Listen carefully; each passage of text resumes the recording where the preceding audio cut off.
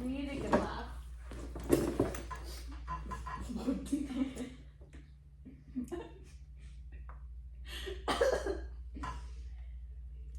Hello, my name is Travelera and this is my audience, Bella, Zohana, Camila, Sky. They are all in my Save Dual Credit class and this is Annette, she's over 18 years old. How does it make you feel if a man hit a woman? Is it not different for a transgender woman to hit an actual biological woman? I mean, transgender athletes have all the same qualities of biological men, so is it relevant to question it? Let's talk about it. Today, the purpose of my speech is to persuade my audience that it is unethical for transgender athletes to compete against the same sex. I am credible to speak about this topic because I've done a ton of research on the subject and I've previously given a speech regarding this topic. My 3 main points will be 1. Unfair advantages, 2. The physical advantage, and 3. Safety concerns. Now, we will discuss the first main point of this speech, which is unfair advantages to cis women. Cis women compared to transgender women is an unfair advantage in general. The physical advantage difference is very large.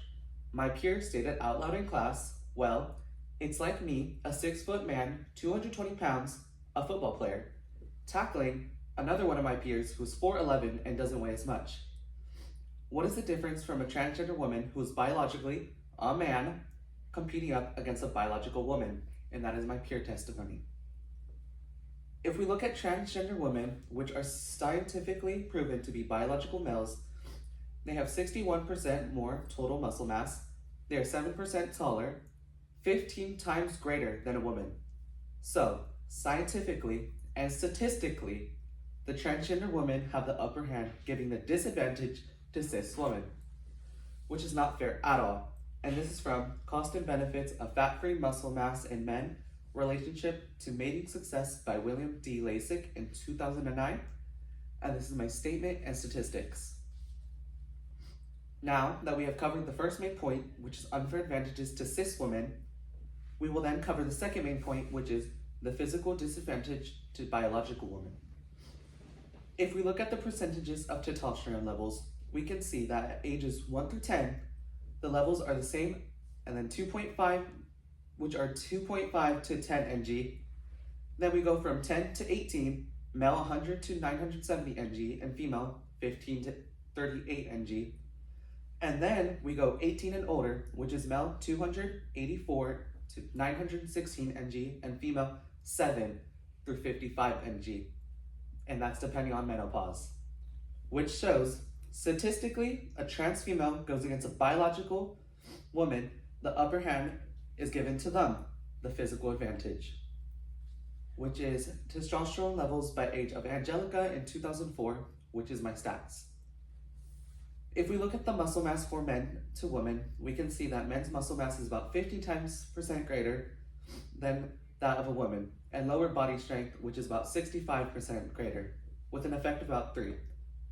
This shows us that if transgender females faced up against biological women, they had the muscle mass giving them the physical advantage, which is also by William D. in Cost and Benefits in 2003.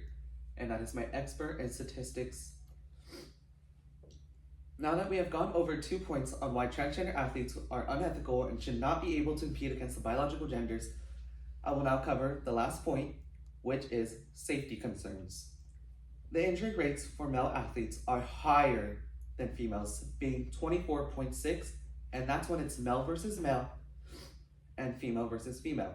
So now, imagine the injuries when especially females and men are competing against each other, and females are prone to be more injured. And this is by the Columbian University, and it's Are Young Women Increasingly Getting Injured in Sports in 2023, which is statement and statistics.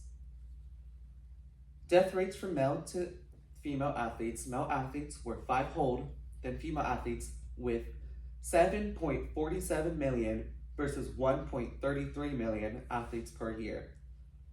And this is also when it's male versus male and female versus female. Now, what if a transgender female went against a biological woman? the women death rates would rise and more female athletes would end up dying because we are allowing those transgender athletes to participate.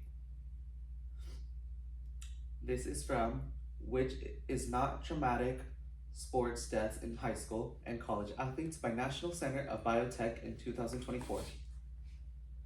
Now that we have finished all these main points, I will conclude the speech with my 3 points once again, which are unfair advantages to cis women, the physical advantage, and safety concerns.